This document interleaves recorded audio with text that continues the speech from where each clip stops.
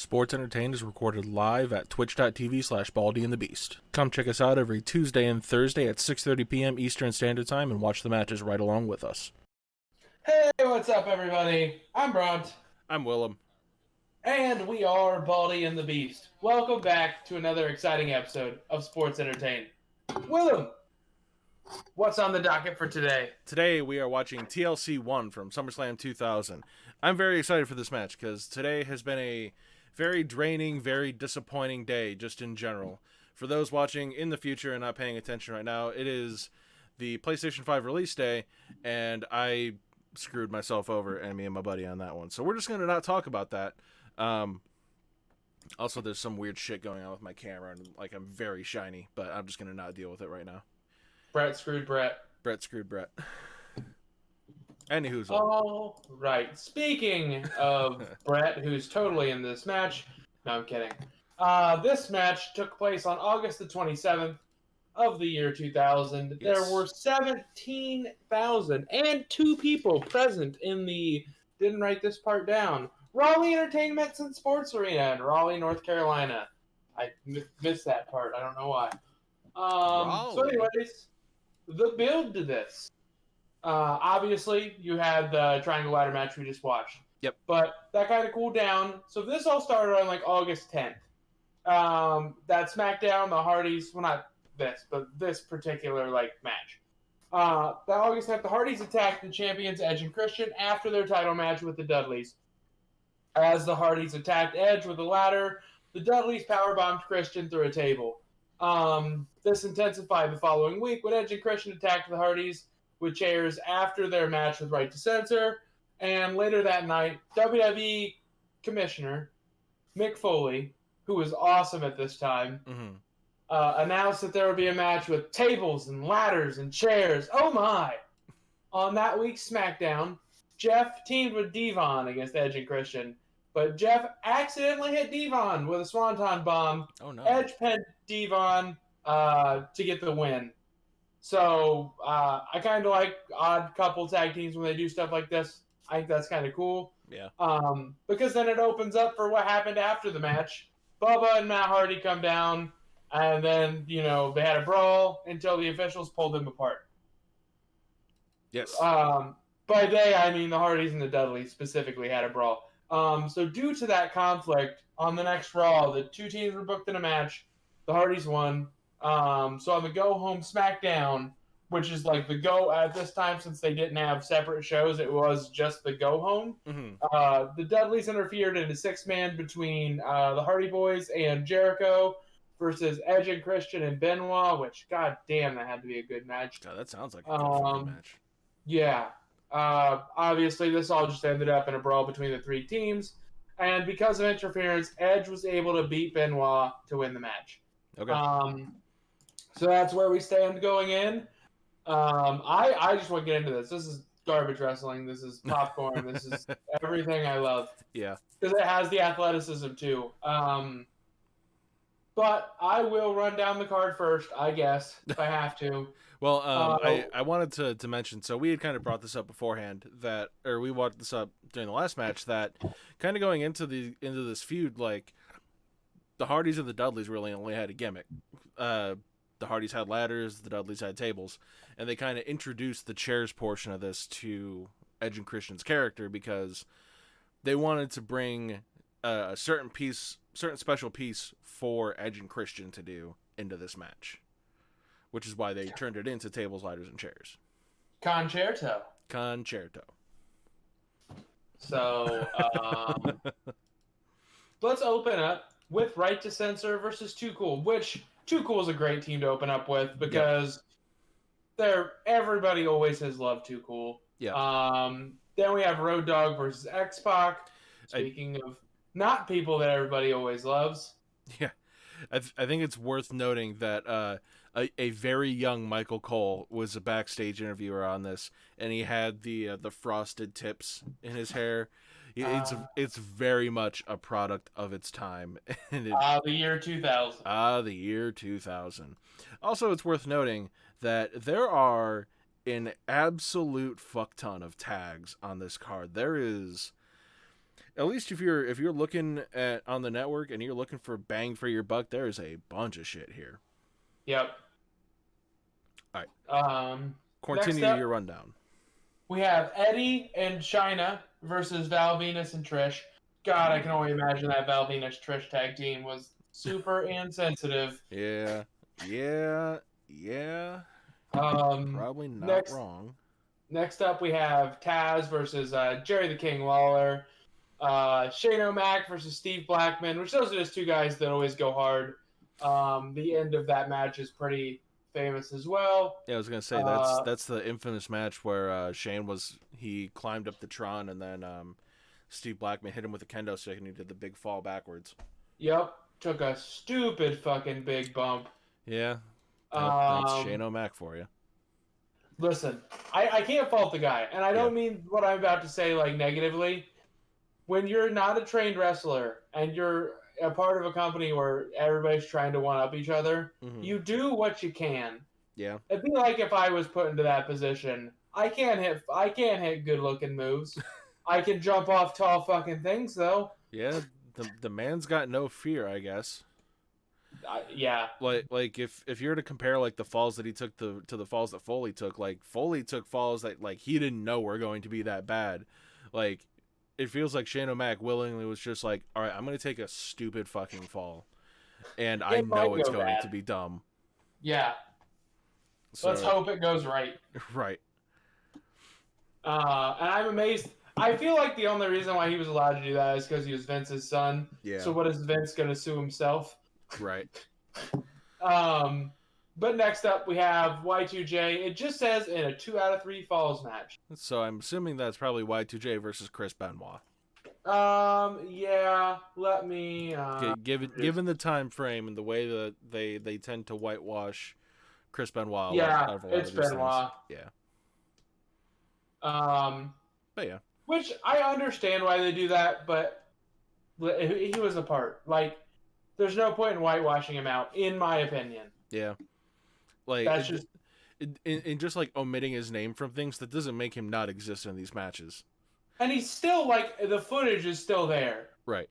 If you were gonna do it, either do it all the way and take all the footage of him out, which I don't think you should do, by the way. No. Or just leave it in and maybe put a little like thing in of like, Chris Benoit did shitty stuff. Yeah. Don't be like Chris Benoit. Like, you don't need to whitewash his name from the. Or if they're gonna do it, go fucking full bore with it and just like try and rotoscope him out of the match and just have it be like whoever he's in the match with against themselves. That'd be some funny shit to see. Way too much work for the dub. Yeah, but it'd still be fun to watch. I'd watch Jericho wrestle a match against himself. I would actually I would totally watch. Yeah. That. But speaking of things we will watch, a TLC match, which is next on the card, followed by a match that I'm sure was a 5-star, amazing classic. Absolutely the best moves were performed in this match. Mm-hmm. The Cat versus Terry and a stink face match. I'm sure that wasn't awful at all. Oh, I bet that was a 5-star classic. I bet if you go and you listen, you go and you look at the Wrestling Observer newsletter from this time, there's just going to be paragraphs upon paragraphs of psychology and storytelling and everything explained in this match. Yeah. 5.5 stars. The only way there'd be paragraphs is if there were 3 paragraphs, and the first paragraph was this, and the second one was is, and the third one is shit. End of paragraphs. The semi-main was Undertaker versus Kane in the year 2000. I don't imagine how these two could have had a bad match. Yeah.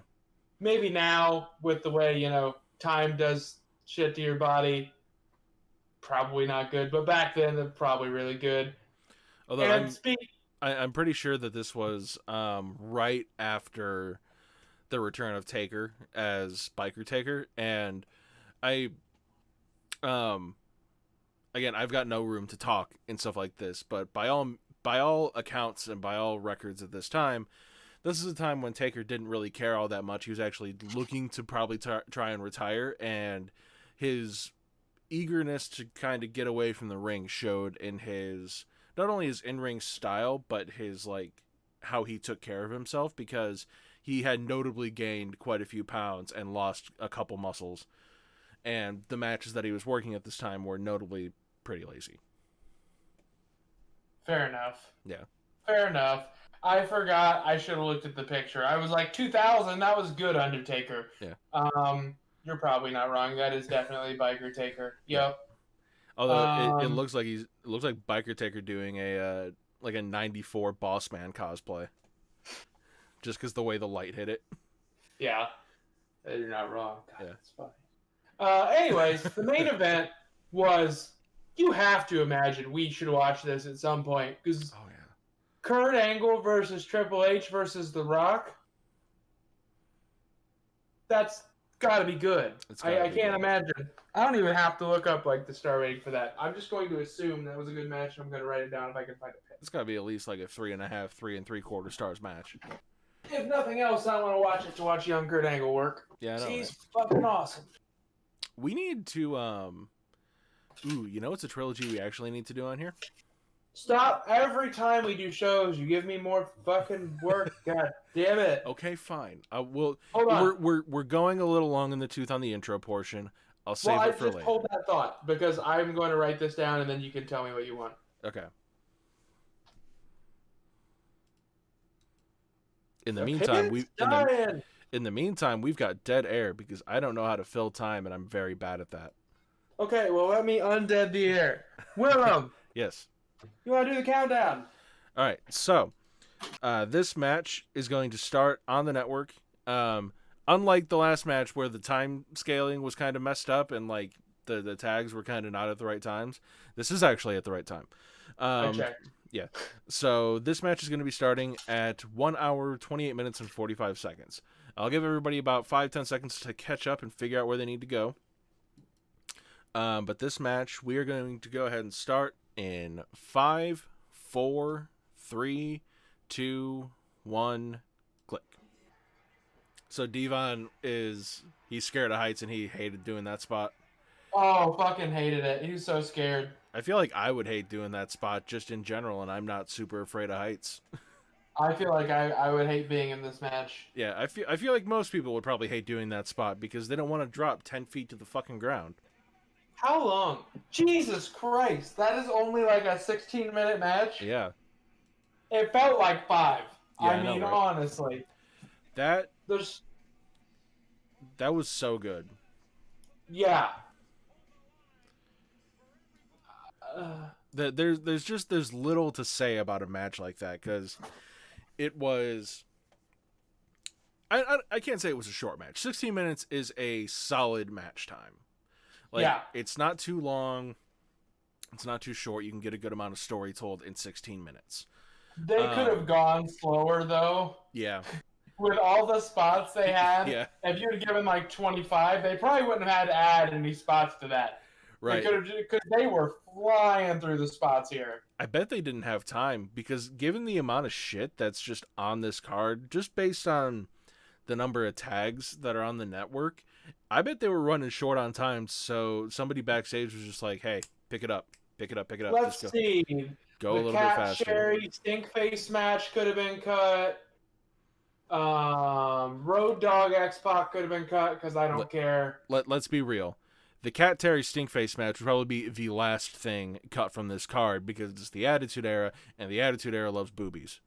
I don't care, though. I know.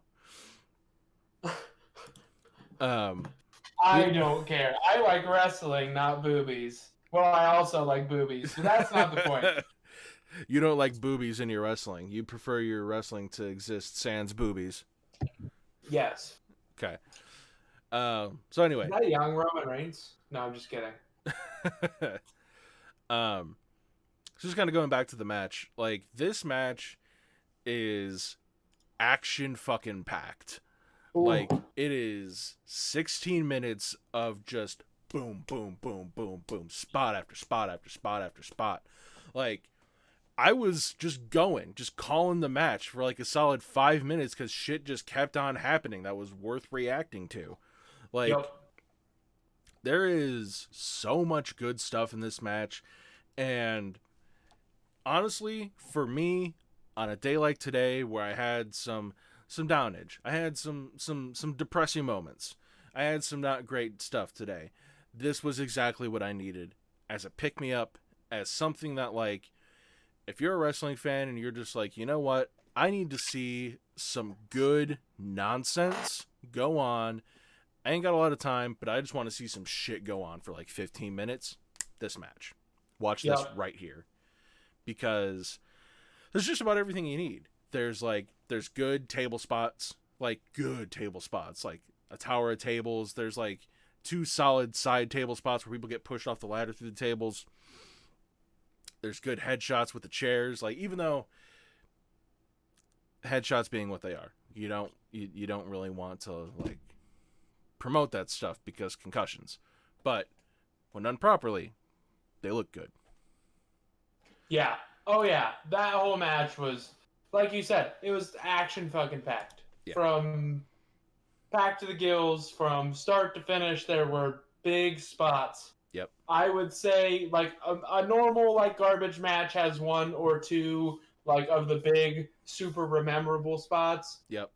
This match has like so many we don't even remember some of them, but in any other match that would be the big spot. Right. Because the big ones you remember are the Jeff one and the Bubba one. Mm-hmm. I had honestly kind of forgotten about the Matt one, even though I think just objectively it's the most impressive.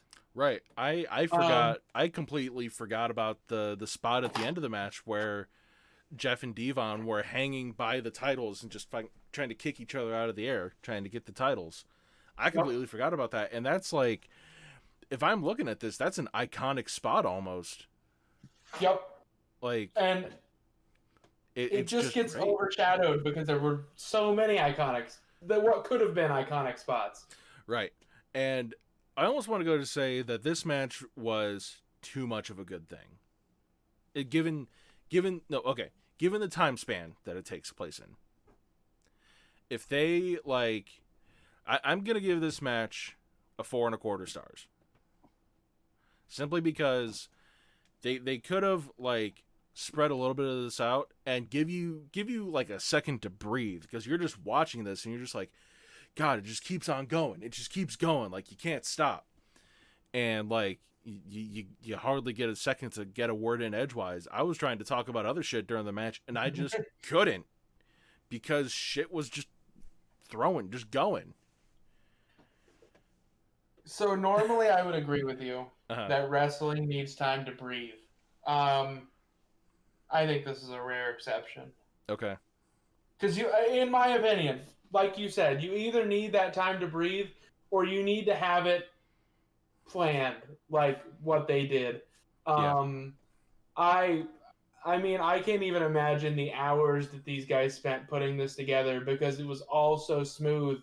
Mm-hmm. And one spot just hit after the next spot. And like I said, they could have given this match 20 minutes, 25 minutes with your room to breathe in there, but it just didn't exist. But they didn't want to take any spots out because they knew they had a great thing. Yeah. It's kind of how I feel it went. Well, so JD in the chat says these spots shorten careers, and I only get to 4.5 from you. First of all, these are 4.25.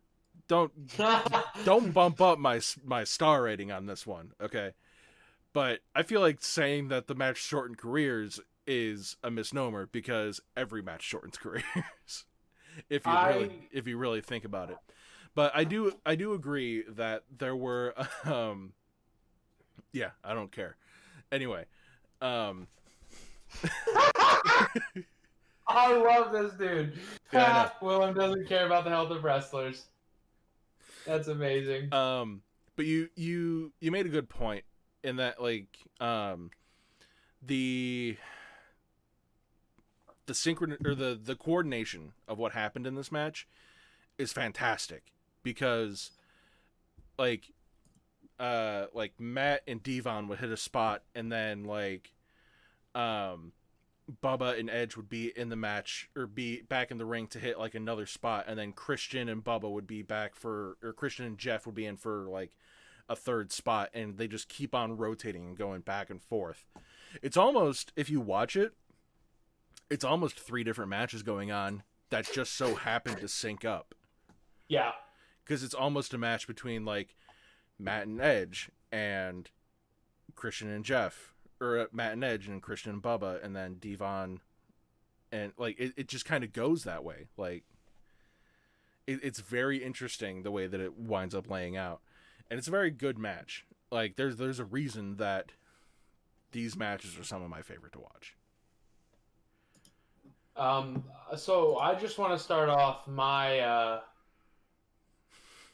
rating of this match with you're a fucking crackhead if you think that this is anything less than a 5-star garbage wrestling classic. I'm gonna give this whole feud 5 stars. I already know what TLC 2 is gonna be. Spoiler alert. Like you heard it here first. Willem's a crackhead. Yeah, like if this is my alley, that's exactly where like this match is. This is right down my alley. This is everything I love. This makes me feel like a kid again. Yeah, I love this shit. Looks like. Do you have anything else you want to say? No. I like, even though I like 4.25 stars is not a shit rating for a match. There are great matches. There are great matches on the planet that have had 4.25 stars. I'm basing this based on like just general work rate. If you're looking at work rate on a match like this, it's not like your traditional like catch as catch can style wrestling match. It's garbage wrestling. It's popcorn bullets. Oh, yeah. And that's kind of why I lowered the score a little bit, because like if they had just given it like, even given this up to 20 minutes, because this went like 16.5 or some shit like that. If they had just like given it that little bit of extra second to breathe, I probably would have given this 5 stars. But this just, I couldn't fucking, I was just going because there was no stopping this match. Yeah, so I'm biased. Remember, I gave Mick Foley Vader 5 stars. Oh yeah, because I don't know what it is about this style. I think it's the rarity. Yeah, and the rarity is because you just can't do them that often. Because they're too physical. Right. And it takes too much of a toll. So when they happen, you really have to enjoy them. I don't know. It's right up my alley. Do you have anything you want to say, or can I go off on a different topic? Go off on a different topic, because I feel like I've spewed my point out. I feel like I've dominated most of the talking points on this episode, so I feel like I need to give you, as much as this match is taking all of the room to breathe away from me, I've taken all the room to talk away from you. So go ahead and talk about some shit. Speaking of things that are right up my alley, that Butcher and the Blade versus the Natural Nightmares bunkhouse match last night was popcorn bullshit, and I loved every second. You really had bulldogs through plywood, and the Blade cut himself. He had a gusher that was great. There was blood everywhere, and he has blonde hair. And when you have blonde hair like that, and you have blood, you just have red, and it looks awesome. Yeah. And those dudes they went all for it. You can tell that they wanted that match to be really, really good. Mm-hmm. I feel like the Butcher and the Blade don't get the most TV time. They don't get a lot of TV time even. Yeah. But when they do, they are always putting on good matches. Mm-hmm.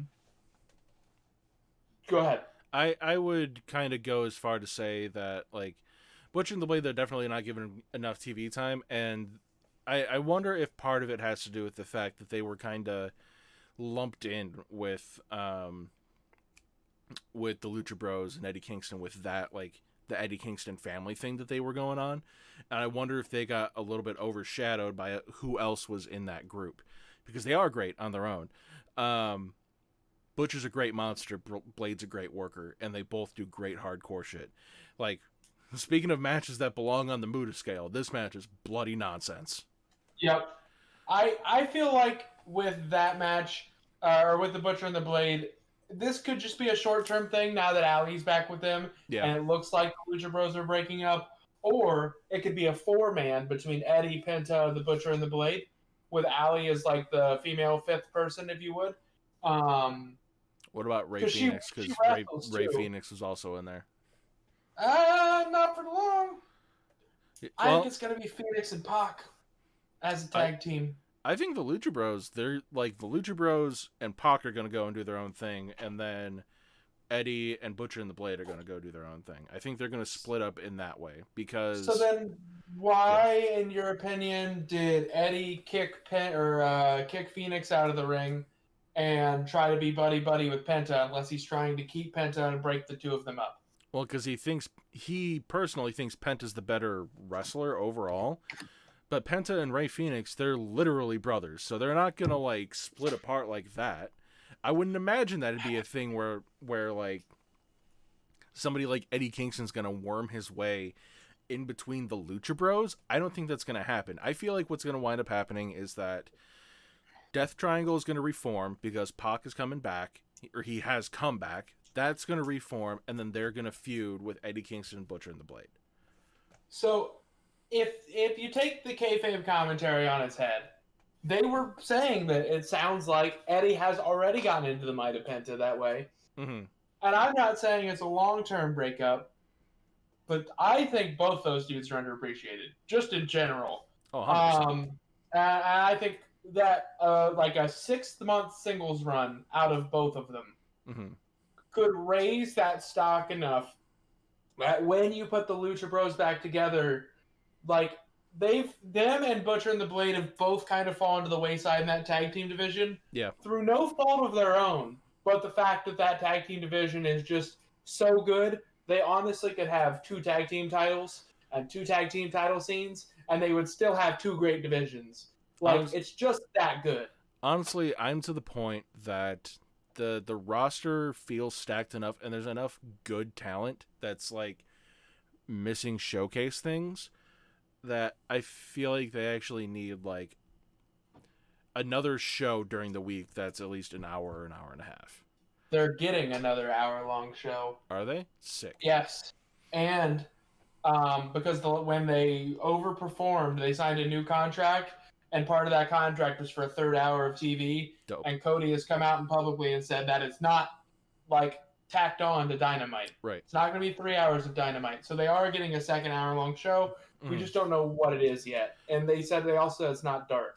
Yeah, it'd also, probably just be like AEW Saturday Night, because they probably like, I'm sure Cody has the rights to like Shotgun Saturday Night. Something along those lines, or just calling it AEW Saturday Night. Like, why not? Yeah. What I said, they're also doing 6-man belts. Apparently, are in the works, which would make sense because they're starting to make a lot of factions come together. Yeah. And so like, I think part of what I said, why I think they're breaking up the Lucha Bros potentially, is you look at that 6-man group, 6-man tag belts, 3 dudes, 3-man teams, like what they do in New Japan, JD. Which I'm really excited for with that roster. But you could do Butcher and Blade and Pentagon as a 6-man for a while. And I feel like those styles complement each other more than people see right now. I just want to see Phoenix in singles matches. That's all I really want. I'm biased. I'm kind of the opposite on that one. I've seen Ray Phoenix do enough careless, stupid spots, and I don't mean like I'm cool with doing stupid dive spots, but I feel like Ray Phoenix legitimately doesn't care about the state of his own body, and he's reckless in a lot of his spots, because multiple times I've seen just in AEW where he's like done a dive of some kind and he botched the fuck out of it in some way, shape, or form, and he's had to miss matches. Like, he just recently had to be taken out of the Eliminator tournament because something happened in that match that he got hurt. Before that, there was the spot where he did like a corkscrew plancha where he was doing like, it was a springboard off the rope, and he like landed short and fucked up his hip, and he had to be taken out of that match that was supposed to be happening on pay-per-view. I'm not sold on Ray Phoenix, personally. I am so fucking sold. I can't even get a refund anymore. That dude's got more talent in his left pinky than I will ever hope to have. He has so much athleticism. I kind of view him as a less hardcore Sabu of our generation. Okay. for exactly what you said. He botches all the time. But he's botching because he's trying to do ultra high difficulty shit. Yeah, maybe if he's botching by doing ultra high difficulty shit, maybe you should tune that difficulty down a little bit. Maybe if he's over here doing like expert level stuff, he should just tune it back to hard. Yeah, but nah, I don't know. He is one of maybe 4 people in the world that can feasibly do some of this stuff. I guess. Those 4 people are Bandito, who is great, Ricochet, who is held back, Will Ospreay, who is my favorite, and Pentagon. You mean Ray Phoenix? That's it. Yes, Ray Phoenix, not Pentagon. JD said he'll take a good story over a spot fest. I like a spot fest with a good story, to be perfectly political and in the middle. I feel like a spot fest has its time when the spots themselves tell the story. But if the entire match itself is just a spot showcase, I'm fucking good. Like, I don't need to see it. I don't know. One of my favorite matches ever is Ricochet, Will Ospreay, and that New Japan, I think it was Best of Super Juniors match. Yep. And if that's not a spot fest, I don't know what literally nothing is if that match isn't. Yeah. And I love that match, so. There was a match that I saw once. It was pretty much the opposite of that match. But it was still good and compelling to watch. I think it was... Oh, who the fuck was it? It was Marty Scurll versus... God damn it, I can't remember his name. Other English guy. Fucking stretchy, does lots of submissions. The name is Zack Sabre Jr. Zack Sabre Jr. versus Marty Scurll. And that was a solid fucking match. And that match felt fucking legit because they not only did they just basically do mat work the entire time, they didn't even run the ropes the entire match. They were just doing mat-based work the entire time, and it was entertaining as all shit. And they're good enough to do it, though. Yeah. I don't know there are many people that could do that. In the old days, I would have loved to see a triple threat with no running of the ropes between Kurt Angle, Lance Storm, and Benoit. Ooh. And you can't tell me that if you were just go have a technical classic, those 3 wouldn't be here you are. Yeah. This is the technical classic. The weird thing I feel with Benoit as a worker is that he's a great in-ring worker. I don't think he was legit though. I think he just did pro wrestling. I don't remember ever hearing anything about him actually doing amateur wrestling. No, but he still had that side of wrestling down. I understand that. I just it's weird to see when you look at a lot of these matches and you see Benoit doing amateur style mat work, because he adapted to doing that in the same way that Kurt Angle adapted to doing pro wrestling. Yeah. But that's enough talk about the murderer. No comment. No, I'm not disagreeing either. So, do you have anything else that you would like to say? No. I think I've hit all of my spots for today. I know. Let's see. Do we want to try and do a stream this weekend? I know that we always say, "Hey, do we want to do a thing?" And then we say, "Yeah, let's do a stream." And then it winds up being one of us has to bitch out for some reason or another. Do we want to go ahead and try and do a stream this Sunday? I know one of us will probably do a stream this Sunday. One of us will probably do a stream at some point this weekend. It might be me working on my speedrun series, because I know that I need to record my second run for that. Then I will be more active in that, hopefully, when Cyberpunk comes out. Mm-hmm. I'm hoping to just literally stream the entirety of my playtime on that game. Yeah. Is my goal. Whenever it comes out. Yeah. I think I saw that they just flat out took the release date off the fucking Twitter banner on that game. They were just like, let's just yank that off there. Let's get that. I'd rather they do that though, and then I get a good game, as opposed to pushing out a piece of shit. Yeah. Yeah. But yeah, it doesn't surprise me at this point. I'm just hoping it doesn't come out in 2020. Because everything else about this year has been shit. So just have it come out on like January 1st, 2021, and we can start the new year right. Right. Do we know what we're going to be doing on Tuesday? I feel like we should announce it now so that we don't push it off to Sunday and then we don't talk about it on Sunday. I don't, but I had a few suggestions for you, Willem. Would you like to do Kurt Angle versus Shawn Michaels? Would you like to do which one? Because we just did one. Did we just do one? Yeah. I might have accidentally not put the X on the match, so I just read it without thinking. Oh, yeah, we did. That was my bad. I'm an idiot. Yeah. So scratch that one. Edge Mick Foley, if you want to do a little more, that'll be the only one with a little hardcore stip I throw in. Or we can do maybe Dean Malenko versus Ultimo Dragon from '96. Is that WCW or ECW? Yep. Okay. You know what? And I've kind of, looking back on how our videos and stuff have gone, at least as far as views and stuff, I've seen a lot of the more obscure matches tend to do a little bit better. So let's do the Dean Malenko Ultimo Dragon one. Done.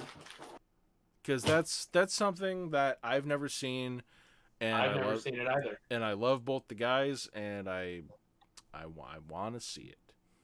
I'm pretty sure I found that match, if I'm correct, on a top 10 WCW matches of all time list. Sick.